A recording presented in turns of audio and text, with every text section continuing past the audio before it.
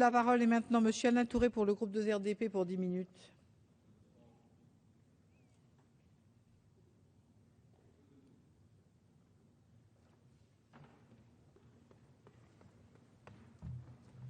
Madame la Présidente, Monsieur le Ministre, Monsieur le rapporteur, nous sommes un peu dans une situation curieuse.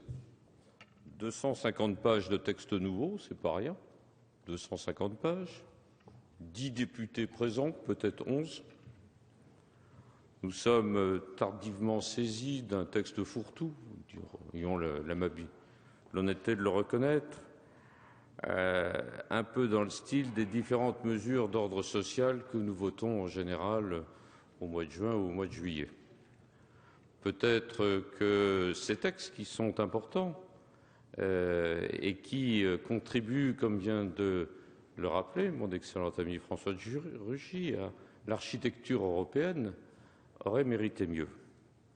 Alors, ce texte a été adopté par le Sénat et il vient transposer en droit français 3 directives européennes qui elles-mêmes se subdivisent en un certain nombre de textes, avec essentiellement 3 dans la matière économique et sociale, la monnaie électronique, la directive dite Omnibus et la directive relative à la lutte contre les retards de paiement dans les transactions commerciales.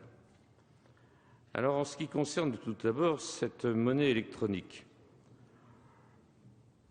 reconnaissons que tout n'a pas été brillant de la part de l'ancien gouvernement en la matière. 18 mois de retard, c'est quand même pas quelque chose d'extraordinaire en la matière. J'ai entendu ce que disaient Monsieur le ministre et Monsieur le rapporteur. Je fais mienne leurs observations. On a vraiment l'impression que la France a considéré avec négligence ses obligations vis-à-vis de l'Europe, alors même que, bien sûr, on aurait pu avoir à ce moment-là tout un certain nombre de sanctions qui auraient été prononcées contre nous. J'ai noté quand même que ces sanctions n'avaient pas encore été faites à l'encontre de la France, alors même que 5 autres pays, en dehors de nous-mêmes, la Belgique, l'Espagne, Chypre, la Pologne et le Portugal, n'avaient pas plus respecté leurs obligations européennes que la France. Alors, je crois que si nous n'avons pas ainsi été condamnés, c'est que le nouveau gouvernement a fait tout ce qu'il fallait, en particulier à partir du 1er août 2012, pour saisir le Sénat et faire en sorte que l'Union européenne renonce à saisir la Cour de justice de l'Union européenne, puisque le pays qui ne s'est pas acquitté de ses obligations, en particulier la Belgique, a été condamné à des indemnités qui ne sont pas extraordinairement fortes, mais quand même, qui sur le plan du principe sont absolument lamentables. Alors, il faut le dire, ce retard, aussi bien que les restrictions issues de la précédente directive, adoptée en 2000, qui sont la cause du faible développement de la monnaie électronique. Les chiffres parlent d'eux-mêmes, et j'ai lu avec beaucoup d'intérêt le rapport de Christophe Caresche.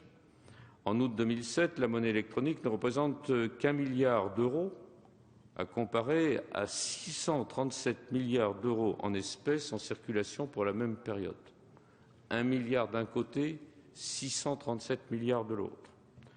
La monnaie électronique est donc peu utilisée, cela va de soi, en France, puisque les opérations financières réalisées en 2011 ne portent que sur des chiffres tellement faibles que j'ai cru qu'il y avait des erreurs de frappe. 101 millions contre 28 389 milliards d'euros pour l'ensemble des opérations. Je me suis dit, on s'est trompé. Mais non, j'ai vérifié, on ne s'est pas trompé, c'est les bons chiffres. C'est donc montrer à quel point la part de la monnaie en pourcentage, la part du marché en pourcentage de la monnaie électronique par rapport à la monnaie scripturale n'est donc en France en 2010 que 0,24. Alors j'ai regardé par rapport aux autres pays. C'est comme ça, il faut comparer avec les autres pays. Bien, Monsieur le ministre, c'est 12 fois moins qu'en Belgique et c'est 15 fois moins qu'en Espagne, même si cela reste très faible globalement. Alors on peut se consoler quand même. L'Allemagne, toujours citée en exemple, ne fait pas mieux que la France. Alors la France, c'est un vieux pays qui adore les bas de laine. où on met les Louis et les Napoléons pour réconcilier à la fois les républicains et les royalistes. Et elle continue par ailleurs d'utiliser les carnets de chèques avec lesquels il faudra bien rompre dans les années à venir. Alors est-ce que l'on est, grâce à ces directives, en droit d'espérer qu'il va y avoir quelque chose de nouveau? Peut-être, car on peut noter 5 nouveautés, me semble-t-il, dans cette directive. D'abord, la définition de la monnaie électronique est beaucoup moins restrictive et beaucoup plus neutre technologiquement, ce qui permettra un progrès. Deuxième chose, le monopole bancaire en matière d'émission et de gestion de monnaie électronique est abrogé grâce à la création d'un établissement de monnaie électronique qui n'est plus nécessairement un établissement de crédit. C'est l'article 11, on peut aussi y voir un progrès. Troisièmement, les établissements de monnaie électronique bénéficient d'un élargissement du champ de leurs activités qu'ils peuvent exercer. Ils peuvent fournir des services de paiement, comme le change, contrairement aux établissements de paiement. Quatrième progrès, le capital requis pour les établissements de monnaie électronique est revu à la baisse, le seuil passant de 1 million d'euros à 350 000 euros. Cinquième progrès, la protection du consommateur est renforcée, il sera mieux informé et mieux remboursé.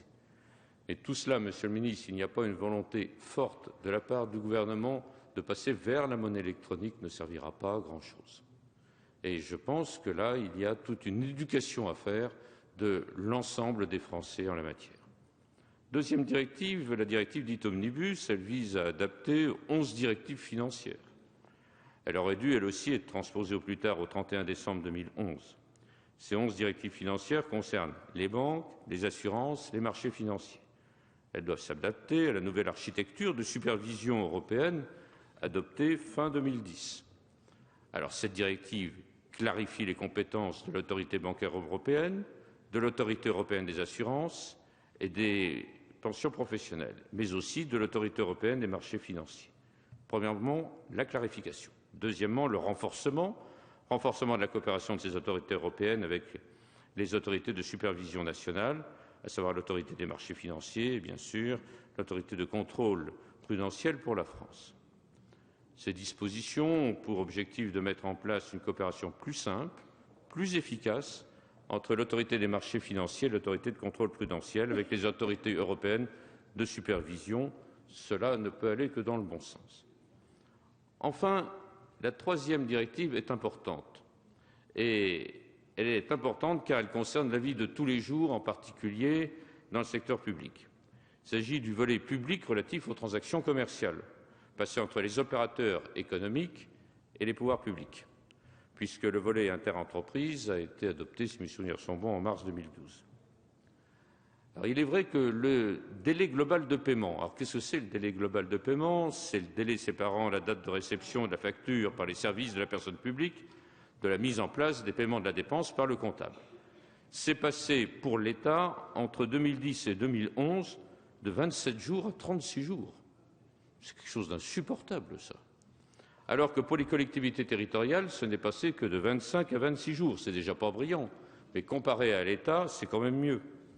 Et le projet de loi vise donc, d'une part, à renforcer les contraintes en matière de délai de paiement et à renforcer les sanctions en cas de dépassement des délais. Alors, les créanciers pourront non seulement obtenir des intérêts de retard au taux légal avec des majorations, mais également des indemnités forfaitaires. J'ai regardé un peu dans le rapport, les intérêts moratoires ont atteint en 2011, monsieur le rapporteur, vous me direz si c'est exact, 104 millions d'euros. Avec le nouveau texte, si l'on ajoute à la fois les intérêts majorés et les indemnités forfaitaires, on peut envisager 50% de pénalités complémentaires par rapport à ce qui existe. C'est naturellement très utile. Alors, ces 3 directives sont utiles car elles vont moderniser la France, moderniser ses moyens de paiement, mais aussi rendre plus rapides des paiements qui, lorsqu'ils sont retardés, nuisent à l'ensemble de l'activité économique.